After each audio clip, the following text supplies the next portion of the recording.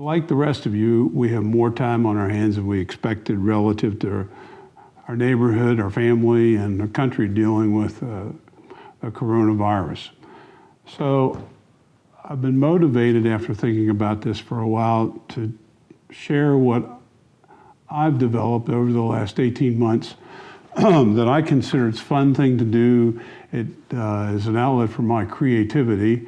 It's a chance to show something for the time I've spent, to share with others. And this was all inspired by my 5-year-old grandson at the time that we were trying to get him something for Christmas, and we decided to get a train, because he loves trains, that he could operate and control. And then the next thing I thought is, I don't have any buildings. So what am I going to do? And I started to look around. In the past, when I was a kid growing up, we worked with plastic. And my dad didn't do any scratch built things. But because in this time of my life, that could change, is I don't have a workbench in my garage. I don't have a bench in my basement, my area. So with my ability to work with materials, I've got to limit the dirt, dust, and everything else I created. And this gave me a thing to look at CardStock modeling. I had never heard of it before. And what I'm about to share with you is you can start with something as simple as a structure like this, that it was free as the first building I ever put together, and it has some styrofoam reinforcement walls and things. There's not much relief here. I did a few creative things. You know, there was a porch I added, and the signing just flat walled and everything else. It looks realistic, and I think this is O scale, which is about 1/48 or whatever it is, going on like that. So I transitioned from that right here to the last project I just finished yesterday. And this was also free online by Clever Brothers, is their Silver City tool shed. We'll zoom in here a little bit. Now this is pretty structured. You have relief with shingles, different layers of them. This is all cardboard. I actually made post from cardstock. There's stairs that was taken from one of their other projects. You can even look inside.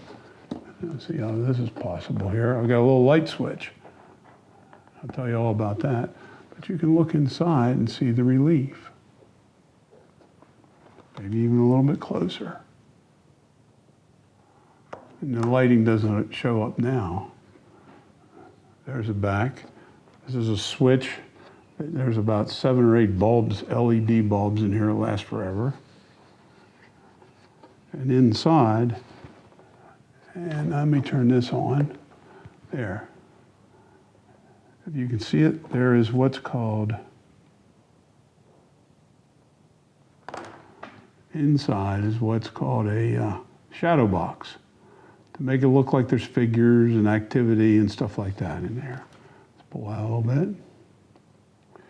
I even went and there's made some activity on the wall here.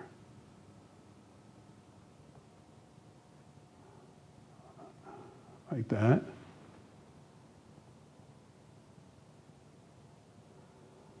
And found Clever Brothers had some sidewalk that I could then put together and do some interesting things. Plus, I was able to make it look like I got ground relief because I don't want to have any dirt with real materials. There's a real close-up on the details of the roofing. Try to get this here.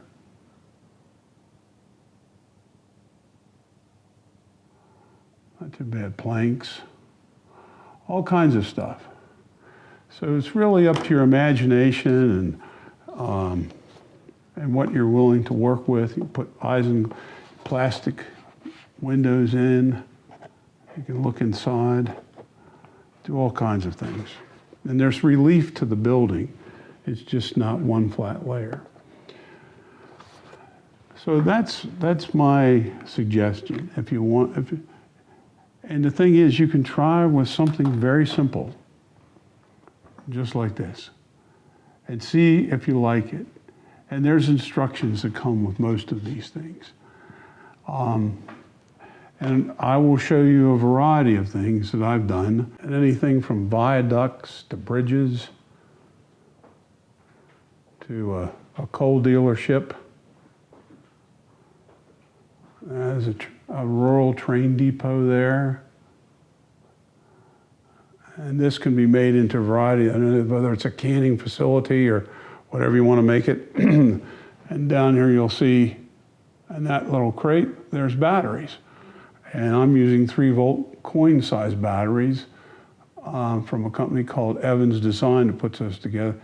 This was from Markland Train out of Germany. I found it online. It's free. But I created all the timber in the roofing and stuff like that, the beams, and gave it some more relief. And that's G scale, because that's the size of train we got on our grandson, to something as simple. And I found this on a website that sadly had to be taken down because someone had hijacked it. But it was called Paper Mal out of Brazil, and it was free.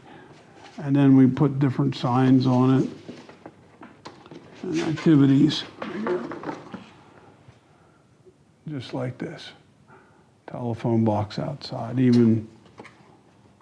Now, and that's a much larger scale. That's like more of a G scale that I blew that up to. And just sort of going around the horn here, take this up. This was a barn, and this was the Indiana barn. And then I added to it, did different things. But I'll talk individually on each of these projects. I just wanted to give you an overview of what it's all about. You can even create lattice. That's all from cardstock. Printed on both sides to give it some relief. And then you just learn how, and I'll show you tools. And what's nice is that Clever Models has a lot of help items, and that's what I'm going to get into next, to show you what kind of tools you might need and things like that.